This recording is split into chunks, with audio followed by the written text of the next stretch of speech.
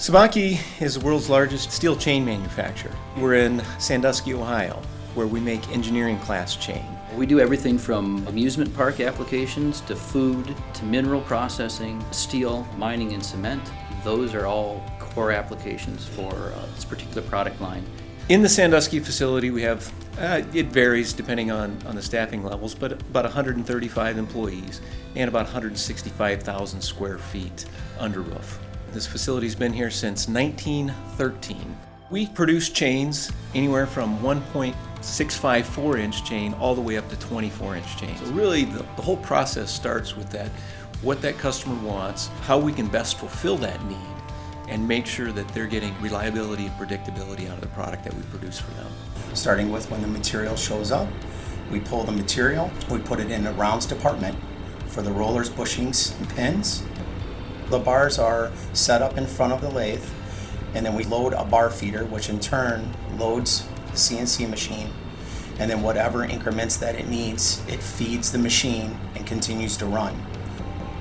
There's flash steel goes over to flats department, which is any kind of bending, shearing. So the flat stock would come in, whatever gets ordered gets pulled and taken to the presses. Anywhere in the press area is by tonnage, so our presses are from 200 to 800 ton presses. You cut off, or you cut off and offset all at the same time. And sometimes we go through and it's cut off, offset, then it's pulled back around in another press, and then you will pierce it and you shave it. We can plasma sidebars out, which really helps us be able to have a small amount cut out to where we don't have to make the tooling for that. A robot is used to load cast or cut off parts into the CNC machine. We check for a go, no-go gauge, and then we also check it to a specification that's set up on our increments. That's where the quality comes in, where we continue to check our parts as the machine continues to run. We have our EF furnace, which will do through hardening. We also have our carburizing furnaces, which carburizes the part. And depending on what we need and what kind of hardness and specification, we will also do induction hardening in that same area. Carburizing is more of a batch process. So we take a batch of parts up to a certain weight, and we'll set it up. We'll set it to a certain temperature for those parts' thickness and size. Sometimes they run from 4 hours to 12 hours, depending on what it calls out for hardness.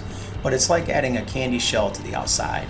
The induction hardener is taking a specific part, like a sidebar, and you're heating up that area for induction hardening to where that has a longer wear life for better quality. Depending on what it calls out for, what it needs in the process, it'll either be shot blasted, vibratory deburred, or batch tumbled before it goes into stock. So lacing the chain together, the pin will have a specific rotation of where it needs to be before it goes through the press and gets pressed in. We get to install the cotter, or we go up to the swedge, and we'll hot swedge that part.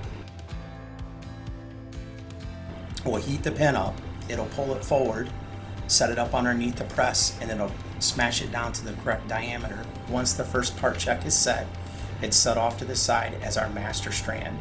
Our master strand is what we build the rest of our chain to. So we'll set it up and put it against it before we coil it up and band it up onto a skid and then sit it out on the dock for shipment.